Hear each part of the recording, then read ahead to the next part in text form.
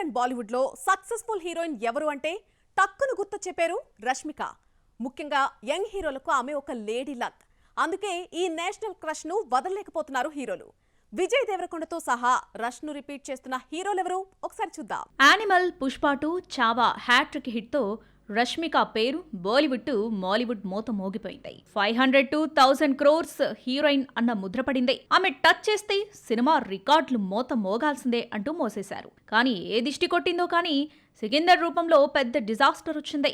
సల్మాన్ ఖాన్ లాంటి స్టార్ హీరోతో నటించిన ఆనందం ఎంతోసేపు మిగల్లేదు ఈ శ్రీవల్లికి. తర్వాత వచ్చిన Kubera, Thama, the girl friend కూడా సోసోగా ఆడాయి. అయినా సరే ఈ రిజల్ట్ పట్టించుకోకుండా రష్మికను మరోసారి రిపీట్ చేస్తున్నారు హీరోలు. గీతా గోవిందంతో ఆన్ స్క్రీన్ బేస్డ్ కపుల్ గా పేరు పొందారు విజయ్ దేవరకొండ, రష్మిక.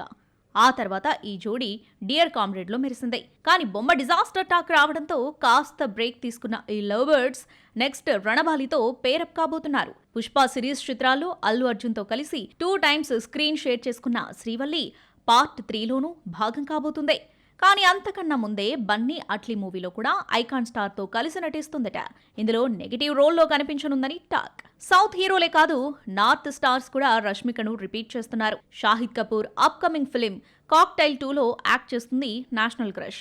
ఈ మూవీ రిజల్ట్ తేలకుండానే మరోసారి ఈ జంట కొలాబరేట్ కాబోతుందట. బదాయి హో మైదాన్ ఫేమ్ అమిత్ రవీంద్రనాథ్ శర్మ దర్శకుడిగా రొమాంటిక్ కామెడీ ఫిలిం ప్లాన్ చేస్తున్నారని బజ్. ఈ ప్రాజెక్టుకు షాహిద్, రష్మిక ఓకే చెప్పారని తెలుస్తోంది. అలాగే రణబీర్తో యానిమల్ పార్క్ లో మరోసారి స్క్రీన్ షేర్ చేసుకోబోతుంది మేడం.